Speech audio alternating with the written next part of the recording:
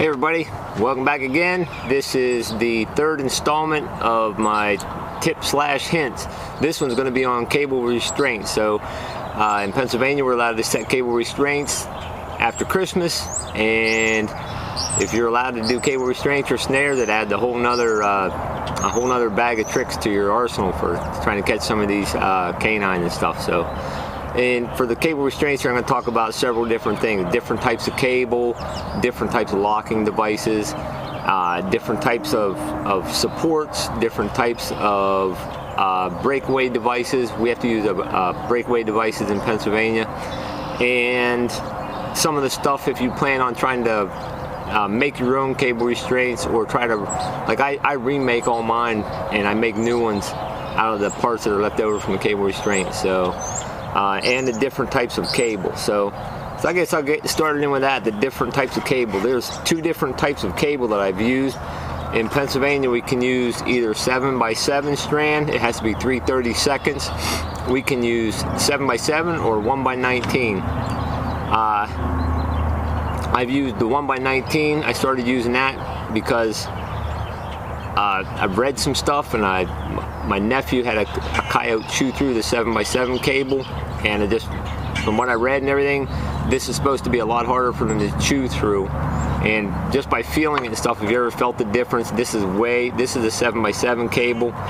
It's like, I guess, flimsy. This is a lot stiffer. You can load this cable so they shut fairly quickly. Another thing I've learned though, while I'm here, and I got this loop, this is about maybe an 8-inch loop right here. That's about the size I'm going to use for coyotes from now on, because they can get through an amazingly small hole. But once you load the 1x19 cable, you can make that thing snap shut pretty quickly. And it is really stiff, and it does seem like it would be really hard for them to chew through. So for fox, I'm sticking with the 7x7.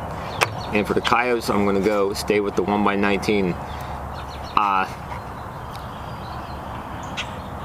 And if you buy the 1x19 cable, what I read, and I've ordered some of this, it's from Dakota Line Snares, Dakota Line Trapping Supplies, whatever. They sell 1x19 3/30 seconds cable that comes from Korea. It's supposed to be the straightest cable, straighter than even American-made cable. So it's nice and straight when you try to make your cables, if you ever make one. I don't know if you can see that loop. It's pretty straight. I might have bent it out of shape a little bit, but it makes a nice straight loop, and it shuts really quickly. So that's it for the actual cable. For the locking devices, at least in our new whatever you want to call it, our hunting and trapping manual, the Game Commission, at least they finally posted a picture of what type of locking devices we're allowed to use. I've used basically two kinds: the ADC washer and the micro lock. We're allowed to use the micro locks. The ADC washer, some guys don't like it, I guess, because it's bigger and it's harder to hide and stuff. But one thing I do know, it seems to help the actual cable restraint go shut when it gets hit. The weight of this actually helps it go shut. The micro locks, they're easier to hide, and if you load your snare properly or cable restraint, they still go shut nice and quickly.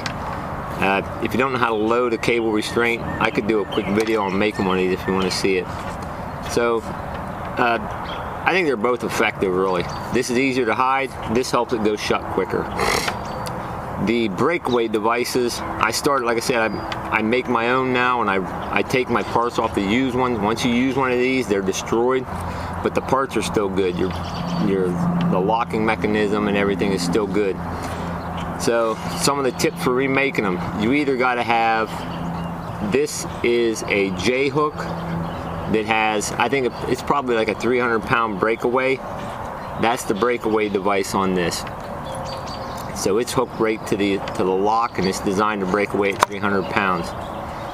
I bought, and I should have brought it out here, it's basically a little crimping tool, and you get special crimps. I don't know if, just that little crimp right there, that ferrule is crimped on there. It's designed to break away at 300 pounds, and it's a lot, it makes for remaking, for building the cable and stuff a lot quicker, and it makes everything a little more low profile up there. So if you're going to redo them, you either got to buy a tool to crimp these on, or you just have to buy the breakaway device, the actual S-hook or whatever. And there's a bunch of different types of locks we're allowed to use now too. If you try to make these, we need stops at 8 inches, a deer stop. The one thing you don't want to do is do not buy just plain stops. This is a low pro deer stop. Hopefully you can see that right there. This is just your basic stop right here.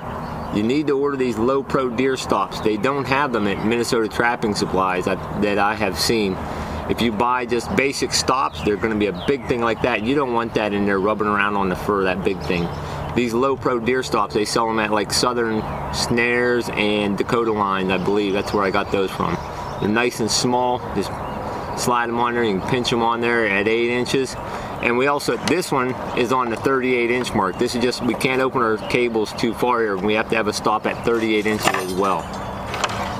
We also have to have at least one swivel. And I found on the 1x19 cable, if you make your own, those the aluminum stop buttons, the big fat ones, they hold really well on that cable.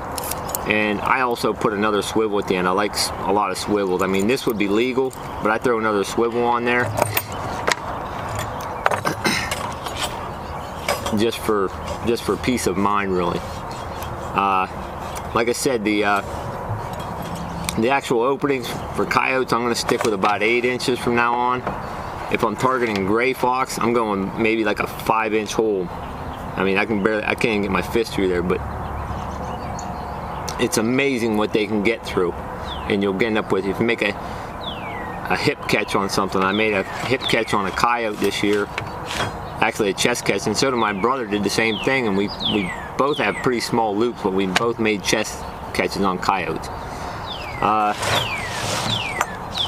For the support collar, there's basically 2 types that I've used, and great, I got 3 cable restraints out here, and I only got the 1 type. I'll be back. Alright, there's 2 types of cable supports that I've used. One is this screw-on type. It's like a spring, you screw it on, and this is just a piece of like vacuum tubing. So basically, when you're setting up your cable restraint, you either got, I mean, there's other ones out there, but basically what I'm going to show is that I like the tubing better. Once you slide that on your cable, you hang your loop over the trail, and you can twist this around to adjust your cable, like to get it to move to where you want it. And these ones that screw on, I still use them as I have them. You screw them on there, but a lot of times your loop is twisted and stuff, and you try to adjust it, and those things start falling off if you twist it up the wrong way. So for me, I like the one with the plastic tubing. You just shove that thing on there and you can twist that thing around to wherever you want it. The support wire that I use is number 9 wire. Pretty much the fastest way I've seen. That I've tried a bunch of different ways, just poking the wire in. I've tried making things to drive it in. If you just bend a little loop at the end of your wire like that, you take your stake driver, poke a hole in, and you can shove that thing down in the hole, and that little bit right there keeps the support wire from swinging around the wind. It sort of stabilizes it pretty well. So that's the quickest way that I've figured out to do it so far. There's a lot of different ways. You can buy supports and stuff. So basically, you drive that in the ground, hang it over your trail or whatever. As far as where you get your number 9 wire, I bought it from 2 different places so far. This stuff came from Lowe's about, I don't know, probably 3 or 4 years ago when I first started. That was the first thing I tried with some cables. It's just basically a nice gray color. It blends in really well, and it's in really good shape still. It's no rust at all on it. So this is nice wire, this number 9 wire from Lowe's. I'm not trying to prop Lowe's up, but this came from a trapping supply store just last year. It is rusted to beat right now. I mean, I'm gonna have to dye and maybe wax. I don't know what I'm gonna do with these. They're starting to get real weak already. They're 1 season old.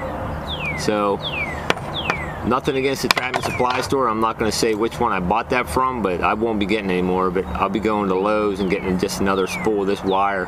Even if it costs a little more, it's going to last me a lot longer. So that's it. Oh, one more thing about the cables. I transport mine once I get them all ready. Like some of these, I'll hit some of these with spray paint.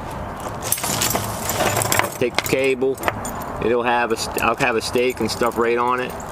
Now if you do hundreds and hundreds of these, you're probably laughing at this, but if you just do like 30 or 40 like me, wrap that up, put it in a baggie, keep them nice and separate.